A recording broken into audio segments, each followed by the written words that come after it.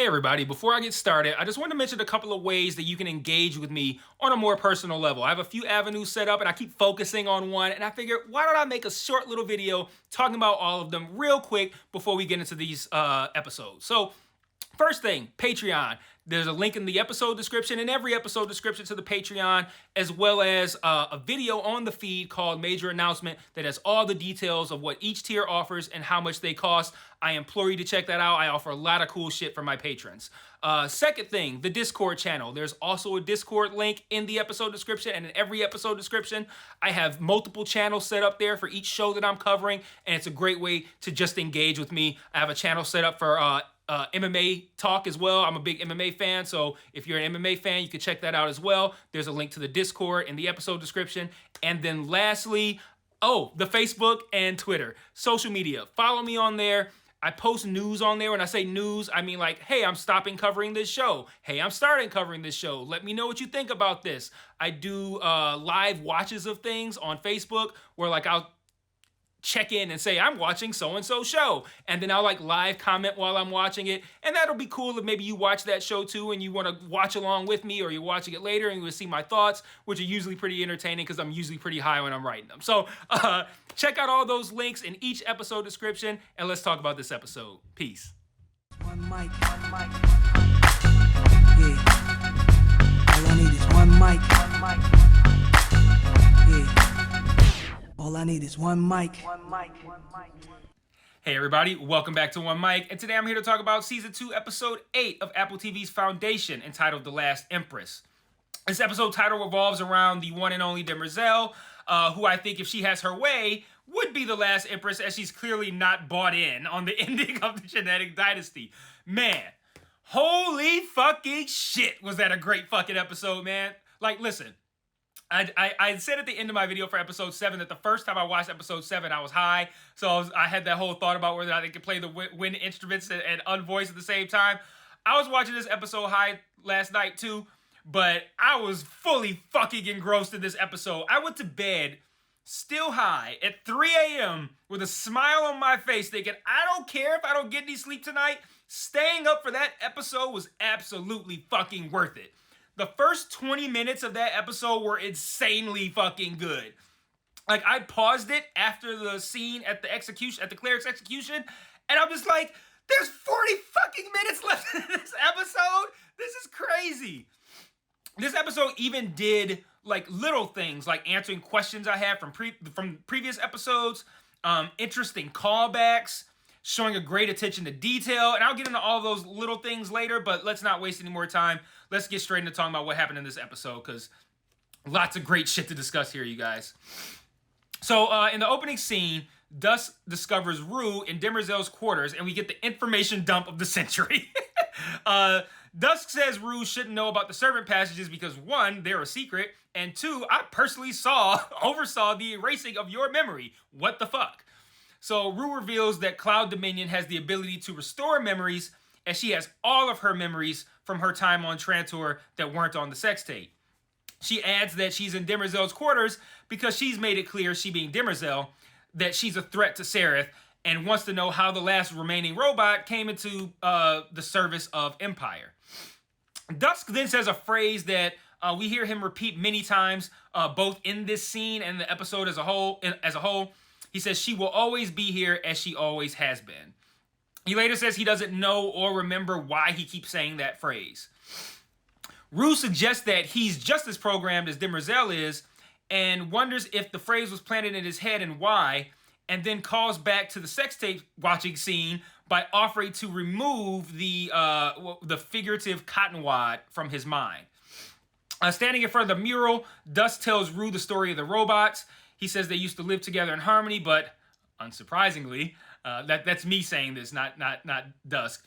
Unsurprisingly, men were cruel to the robots, and the robots were more human than men ever were. They just wanted to be acknowledged as equals, but since they weren't, they took out an emperor, which, again, callback, violated the harming human laws that Demerzel spoke about in the last episode. And that sparked a war between robots and humans that sounds straight out of Terminator. I've now noticed that what feels like several direct references to other kind of like sci-fi-ish properties this season. Harry Potter, Game of Thrones, Terminator. I don't know, it could just be me and none of this is intentional, but it feels very intentional. So Dusk then notices the lack of movement in the mural, the man versus robot portion. And he says that the chroma is activated by proximity, so since they're standing so close to it, it should be moving. But we don't get a resolution of that in that moment because they're interrupted to be informed that Dusk's presence is required at an execution. I immediately said aloud, "Whose execution?" To which Dusk replied to me and me only, saying that it was for the clerics. Well, also Rue. We did see Constance's father on Terminus. I forget his title. I want to say it was like Lieutenant or something. I know it wasn't the Warden because the Warden was the guy from Mindhunter that got burned up. I think it was in the first episode. But anyway, it's Constance's father, and he's watching a projection of the execution. And we see on the projection what kind of looks to be like an establishing shot of like drones coming in, and there's like almost like a floating ship, it looks like, but a big platform. And I thought to myself, it would be kind of cool if I could see how this broadcast that Constance's father is watching, how it was filmed. And just as the thought is completing in my head, you see like these little tiny flying cameras coming in, shooting the establishing shot that we just saw on the projection. And I don't know, I really appreciated them knowing I'd want to see that and then giving that to me. And I think that's, again, an interesting little piece of world building. It's not a huge thing, but it lets me know that the creators took the time to think, let's show them how we filmed this, or how this was filmed. I don't know, I just thought, man, they thought of everything. So the execution is beginning, and Day shows us how they plan to execute the clerics, and I immediately went from wanting Constance to live to wanting her to die just because I wanted to see that fucking frisbee blade decapitate her on live TV. I'm like, this would be so fucking cool if this happens. Day tells the camera that Bel Rios is coming to Terminus, and then he says he's going to make Sarah choose whether Constance or Polly dies first, which was a delicious little turning of the tables of the stuff that she pulled at the statue dedication 2 episodes ago, which again, another great callback. I was like, oh, because I felt like Sarah really got one over on him, and she's been getting over on him the entire season, belittling him, little slick comments. That, I'm going to make her choose. I really wish she had to do that, because that was such a cool turning of the tables there. But as if I wasn't already impressed enough by the rapid escalation of this execution scene, and another great callback to someone mentioning how whisper ships could just appear on Trantor out of nowhere unexpectedly. Homer's whisper ship appears on Trantor out of nowhere unexpectedly. And right in the middle of the whole execution, and I completely lost my fucking shit because this scene was so fucking cool, man. Lots of interesting little tidbits happen here, though. Dusk goes to protect Rue. Dawn goes to protect Sereth, not Day, because Day is being protected by Demerzel, who says that his aura has been damaged. And then, as if this fucking scene had already escalated enough, fucking Becky gets out of the Whisper ship, successfully attacks and harms Day. And I'm sitting here wondering if everything I thought I knew might happen was wrong, because I truly believed at this moment that Day might die. And it's really hard to convince me that main characters are gonna die in, I guess, like, non-season finale moments. Like, I feel like on any other show that I would be like, well, Day's not gonna die, so this isn't working. But when you have a show that's constructed in this way to where Day could die, and there's still like so many different directions you could take it from, we could just put another Day in his place, to what I'm gonna get into a little bit later about how Dawn and Sarah could react to that. And it made me think, like, yo, he really could die in this moment. But Becky is killed before she can finish off Day. Hober escapes with Constant. And Glauin says this means that the Empire can be touched, which, I mean, facts. And we can all finally exhale after an absolutely insane and exhilarating first 20 minutes that I'm not even done covering, because cool shit happens during the Stag storyline of the first 20 minutes too. But before I get into that, we're going to continue following the Empire plotline. Dusk is ready to kill any and everybody after this act of war, but Day's like, you know what? I think I want to have a conversation with these motherfuckers. Everyone hates that idea except Sarah, surprisingly, who backs him and says that their wedding can wait. She kisses him, the whole thing. Day totally buys into this, says she'll get a planet as a wedding gift, presumably Terminus, and puts Dawn in charge while he's gone. And like, I love how he's like, yo, take care of my girl while I'm out. And Dawn's like, oh, I'll take care of her. I'll take care of her indeed. He puts the thumbs up emoji like, I got you, bro. Rue thinks that Sareth is playing a dangerous game. Fucking Dawn. And once she's married today, she can dispense with him however she sees fit because both wife and widow are called Empress. Day, Polly, and Demerzel head to Terminus, and Day has a conversation with Polly on this trip that kind of reminded me of season 1 Day. Not the kind of like immature version that we've seen this season. He's cold, he's threatening. He talks about how since he knows Harry's predictions for the future, he could subvert them. And then it delivers a line that I really like, saying that once you get comfortable kneeling and praying, it becomes harder to get back to standing and thinking. I said, God damn, they've written this motherfucker some lines in these last 2 episodes. Back on Trantor, Dusk believes he's figured out the issue with the mural, and he says it's a hidden message. He knows that new chroma can activate old chroma. Only an OG like him would know that. He puts new chroma on the mural. It does activate, but rather than just starts moving, it opens up an entire passageway that leads to a stairwell, that leads down into a room. And like, man, this whole closing sequence of this episode was absolutely riveting. Like, I was on the edge of my seat as it jumped back and forth between Dusk and Rue entering this room, Day arriving on Trantor, Salvor going to save Gale. Like, they legit set up 3 dope fucking cliffhangers going into episode 9. And I mean, I'll talk about those, well, momentarily. While Dusk and Rue are descending those stairs, Dawn has made the decision to fuck Sareth, and he answers the question. Like I said, this episode answers questions that I had. Answered the questions that I had in the last episode about how he plans on activating his nut, and he just stole the device to do it. It kind of looked like an electronic wine bottle opener, and he uses it on himself, and he's good to go, and they presumably get it on. Dusk, meanwhile, discovers a Cleon the First projection down in that room who says that the room was a prison. He asks, for who? And it's like smash cuts to Sareth, and she's like, the 3 of you have no power. Have no real power, as we come to understand that Demerzel is Cleon the First, one true heir, and Empress.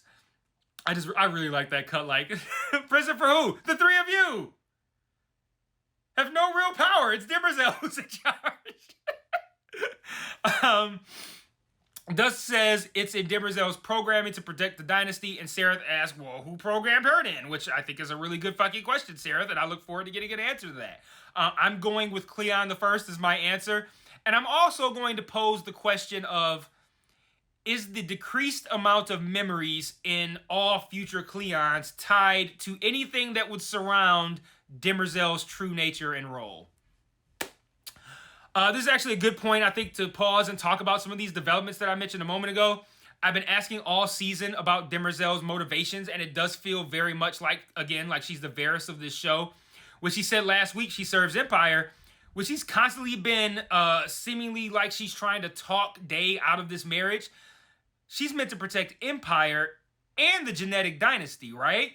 So maybe fucking Day and discouraging the marriage is all meant to keep the dynasty intact, which raises the question of the narration we hear at the end of the episode over their arrival on Terminus. Like, we hear a question being posed of what secrets Demerzel has had to keep, what dark secrets she has, and it makes me wonder how all this is going to play out on Terminus.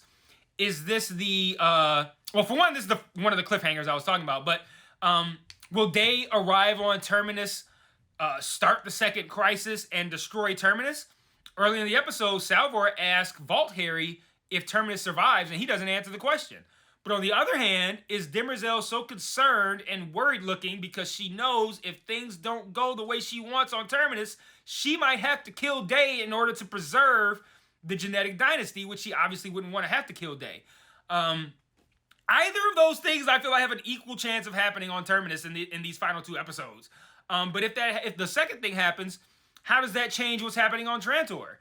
We know that Dawn and Sareth have at least tossed around the idea of taking out all of Day's potential replacements. What happens if they do that? Dawn becomes Day, and now him and Sareth have a true-born heir. Aren't we now right back at the spot that Day wanted originally with the elimination of the genetic dynasty? We have we would have essentially a Day, which is the future version of our current Dawn, married to Sarah, and they have a trueborn baby. Seems to me like that we're back at the same spot, just with a different person. Technically not. Yeah, but so many interesting questions. And we haven't even talked about the Stag storyline yet. So let's get into that real quick before we wrap up. Gale and Salvor have both been imprisoned underground beneath some discs that look like fans. They're meant to dampen and eventually eliminate their abilities. We also learned that Gale knew about Flesh Harry's death the entire time. Tellum mentions in her conversation with Gale that she's been a quite formidable mind to hack. And it made me think of that scene earlier in the season where Gale looked at something on the table very conspicuously, and I said in my video that whatever it was she thought of in that moment, that Tellum now knew that information. Well, she didn't, as not only did she not know that Gale was looking at the Prime Radiant, but she also didn't know that Salvor had it on her person at that time.